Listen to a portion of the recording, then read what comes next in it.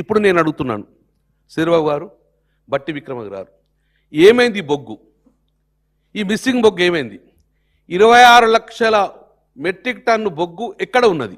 ఎక్కడ తెలంగాణ గడ్డ మీద లేదు. మరి ఏమైంది? కాబట్టి అంటే సిబిసిఐడి ఎంక్వైరీ, అంటే సిబిఐ ఎంక్వైరీ, అంటే ఎంక్వైరీ చేసింది కదా.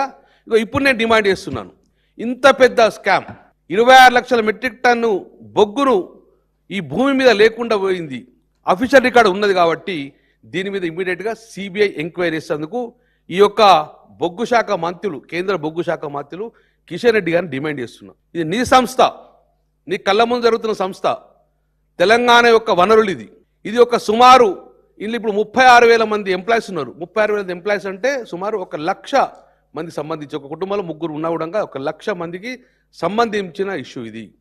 అలా మా ప్రాంతం వాసులు ఉన్న సింగరేణిలో మా బంధువర్గాలు ఉంటారు, మా కుటుంబీకులు ఉంటారు, మా ప్రాంతంలో బంధువులు కూడా వాళ్ళ భవిష్యత్ సంబంధించిన ఇష్యూ.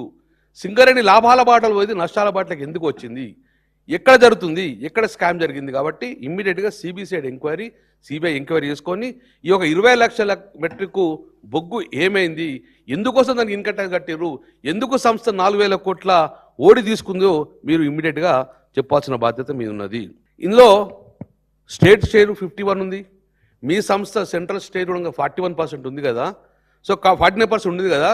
మీరు ఈరోజు కేంద్ర మంత్రులు బండి సంజయ్ కానివ్వండి, కేంద్ర మంత్రులు కిషన్ రెడ్డి గారు కానీ మీరు ఇమ్మీడియట్ స్పందించండి. కేంద్ర వాటా కూడా 49% ఉంది, ఎక్కడ పోయింది ఈ బొగ్గు అనేది మీరు చెప్పాల్సిన బాధ్యత మీద ఉన్నది. తెలంగాణ ప్రజల పక్షాన, ఒక సింగరేణి కార్మికుల పక్షాన, తెలంగాణ బిడ్డగా నేను కేంద్ర ప్రభుత్వాన్ని, రాష్ట్ర ప్రభుత్వాన్ని డిమాండ్ చేస్తున్నాను. ఈ యొక్క అవినీతి కారకులు ఎవరు, ఎందుకు ఇంత స్కామ్ జరిగింది, ఎటువైంది ఈ బొగ్గు లేకున్నాడు ఇన్కమ్ ట్యాక్స్ ఎందుకు కట్టిండ్రు? సో దానికి నిజాలు చెప్పాల్సిన బాధ్యత ప్రభుత్వం ఉంది. లేకపోతే డెఫినెట్గా రోజొక్కర గుణంగా ఈ యొక్క 11 గనులకు RG1తో పాటు ప్రతి ఒక్క గనికి వెళ్తాము, వెళ్ళి బహి ప్రపంచానికి చెప్తాము. బొగ్గు లేకుండా ఉండగా పేపర్ ఉంచుకొని రాష్ట్ర ఖజానాకు గండి కొట్టిండ్రు, ఈ యొక్క సింగరేణి సంస్థకు నష్టం చేసిండ్రు. తద్వారా లక్షల మంది కూడా ఇబ్బందికర పరిస్థితి వచ్చింది. కాబట్టి వెంటనే సిబిసిఐడి ఎంక్వైరీ, సిబిఐ ఎంక్వైరీ చేసి దర్యాప్తు చేయాలని చెప్పేసి ప్రధానంగా మేము డిమాండ్ చేస్తున్నాము.